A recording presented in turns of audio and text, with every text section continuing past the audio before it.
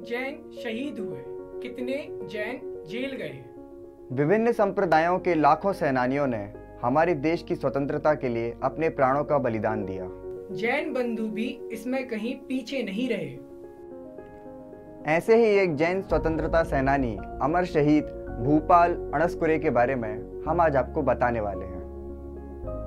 इलक श्री 105 सिद्धांत सागर जी महाराज के साथ सारथी सेवा समूह लाया है आपके लिए एक मिनी सीरीज जिसका नाम है स्वतंत्रता संग्राम में जैनों का योगदान। तो चलते हैं इलक श्री के पास।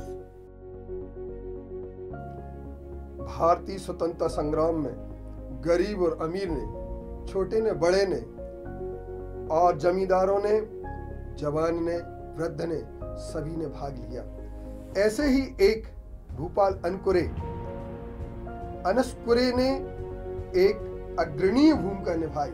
भूपाल अनस्कुरे के पिताजी अन्नप्पा और उनका जन्म कोल्हापुर जिले में ठीक पुरली ग्राम में हुआ था। उनका जन्म जब हुआ तब 1927 सन था। वे 6वीं कक्षा तक शिक्षा प्राप्त कर चुके थे। इसके बाद उन्होंने जगह जगह लगने वाले हाट बाजारों में दाल चावल बेचने का काम किया था। व्यापारी थे। गांव से कोल्हापुर आकर के वे रहने लगे थे।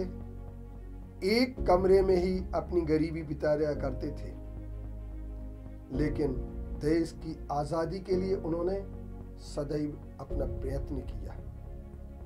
जब सन 1942 में भारत छोड़ो आंदोलन प्रारंभ हुआ और क्रांतिकारियों ने आंदोलन की आवाज दी, महात्मा गांधी के आह्वान पर भूपाल अनस्कुरे भी आजादी के युद्ध में कूद पड़े और उन्होंने मिरज में उनका एक बहुत बड़ा कार्यक्रम हुआ। इसके अंतर्गत उन्हें माफी मांगने के लिए मजबूर किया गया, लेकिन उन्होंने माफी नहीं मांगी। और जब उन्होंने माफी नहीं मांगी तो उनके लिए उल्टी गवाही से पुलिस भौचुक्की रह गई।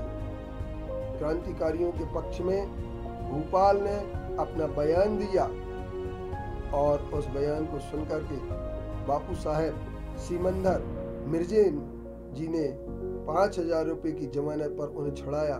मिर्ज ने उनका उपचार जारी रहा। मिर्ज में पुलिस द्वारा उनकी तीव्र की गई पिटाई के कारण से घाव निरंतर बढ़ते चले गए और उपचार नहीं हो पाया।